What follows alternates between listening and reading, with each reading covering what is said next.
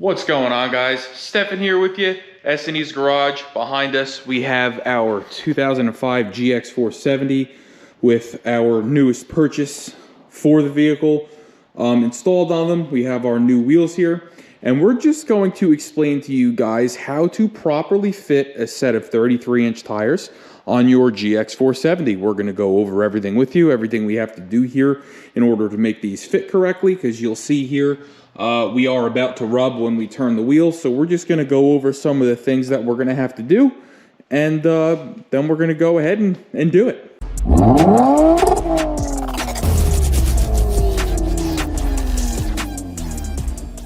So what we have here are our Fuel Rebel wheels. They are bronze with a black beadlock, flat bronze. They are 17x9 and they have a -12 offset. So they do poke out quite a bit. It sits almost perfectly flush. If you're standing here, I couldn't have asked for better fitment. These came out awesome. If you guys live in the New Jersey area and you need to hook up on fuel wheels, or any wheels for that matter, definitely check out the guys at Auto Image here in New Jersey. They have a store in Brick and they have a store in East Brunswick. I'll leave their information down in the video description below. They do all the wheels on all of my cars, my GSF, my Durango. They hook us up every time. So they definitely did not drop the ball when I hit them up for some different options. And they recommended these. You know, they showed me on their computer they could actually basically put the wheels on the truck on their computer and kind of give me an idea of how it would look, and I absolutely loved it. So what we did on this GX470 here, so we lifted it about 3 inches on a Toyota Mafia lift kit. I'll leave that video in the video description below. A lift is one of the first things that you're going to need to do if you want to put some bigger tires on your GX. You're definitely going to have to lift it. And these are, like I said, they're 33-inch tires. If you look at the actual tire size, they're a 285/70/17. So this is the biggest tire that you can fit on this vehicle without having to modify or cut the cab mount. They come super, super close. So what we're going to do is we're going to go ahead, we're going to lift the truck up, and we're going to set the caster on the lower control arms to full positive. So we're going to shift the whole bottom of the suspension forward, and that's going to take this side of the wheel here and move it away from the fender area of the truck.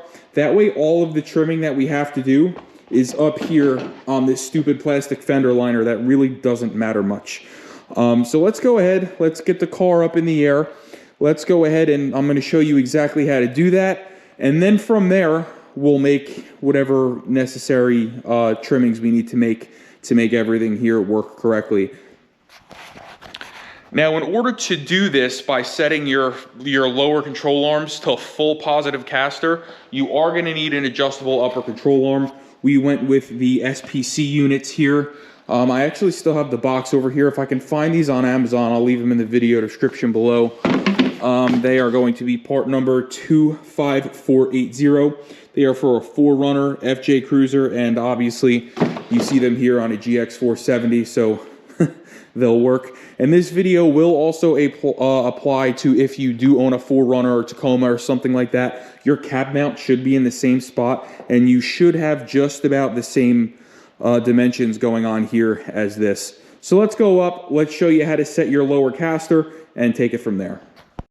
So the very first thing that you're going to want to do is you're going to want to take a 19mm socket and ratchet, and you're going to want to break this bolt loose, and then back over here there's going to be a nut. You're going to want to break that loose as well. Once we get that loose, we're going to do the same thing to the passenger side, and then we're going to show you what we're going to do next.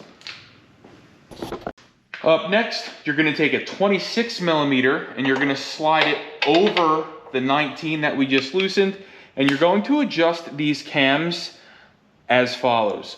What we want to do is we want to pull this control arm towards the front of the vehicle. So how are we going to do that? We're going to turn this cam all the way in, and it's going to pull this wheel or this control arm towards the front of the truck.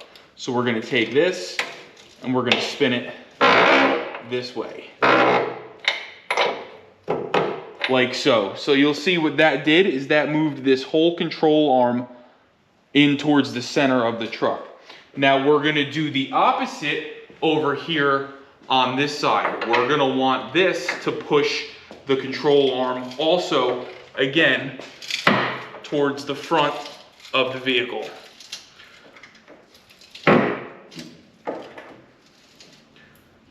As follows. So now what you will basically have is you'll have the control arm adjusted to full positive caster, and that's gonna move the wheel forward towards the front of the vehicle.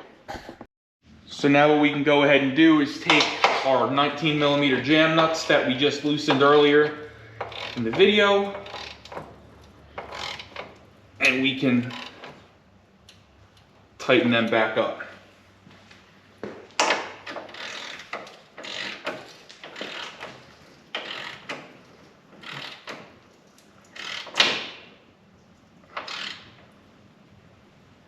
And we're gonna follow that same procedure over on the passenger side. So just by setting the front caster on the lower control arms the way we just did, we all but eliminated that rub point there from being an issue. You can see now there is an air gap between the fender or the running board and the tire, but we are still going to trim it just because as the suspension oscillates and goes over bumps and things while we're turning, it is still a potential rub point, but it's that much less of a chance that it's gonna rub. So let's go ahead, let's trim them, and then we'll be back with you to show you what we need to do to the fender liners. So we took about 2 inches here off of the inside here of the running board plastics.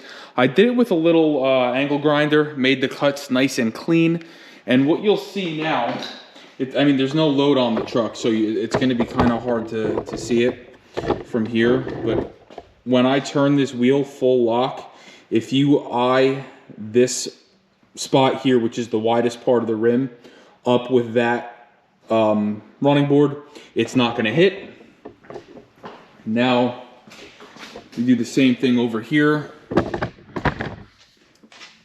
And we turn it. Again, widest part, I still can fit my fingers in between there.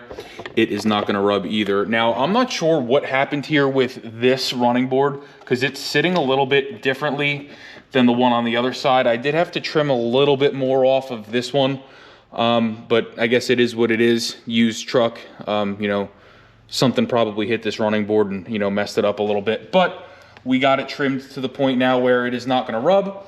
And now we need to look at our next rub point, which is right here at this bump out here. If you look when I turn this full lock, you'll see right there it's hitting. So let's go up the rest of the way with the truck. We're gonna show you how to address that. So our next step here is going to be to go ahead and remove these 3 10mm bolts.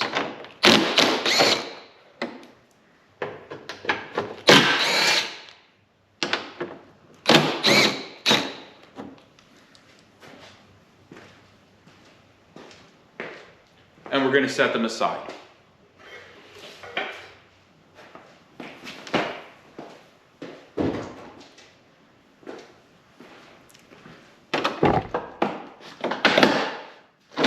We can now pull this liner down, and what we're going to do is we're going to trim it.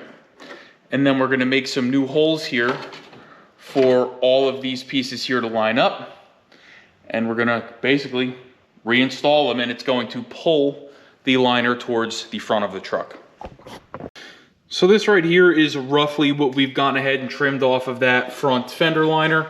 And if we go full lock with the wheel now, you'll see it is now nowhere near hitting. Now with any luck, with the trimming and caster adjustments that we've done, you should be able to go lock to lock without any rubbing. So let's just see, we went full lock there to the right.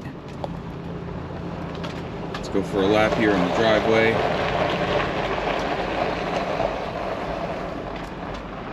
Okay, let's go here, full lock left. And we have absolutely no rubbing.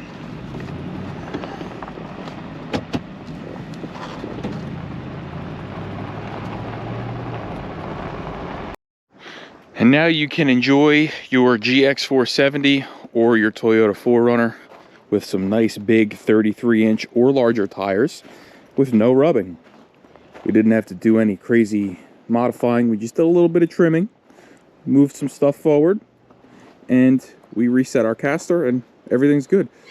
Now don't forget, if you did mess with your caster like we just did, make sure you go and get a professional wheel alignment. But when you do, make sure that you tell them that you don't want any adjustment done at the lowers. You want all of your adjustment done at your new adjustable upper control arms. So if this video helped you, please like, share, and subscribe. Thank you so much for watching, and we'll see you guys next time.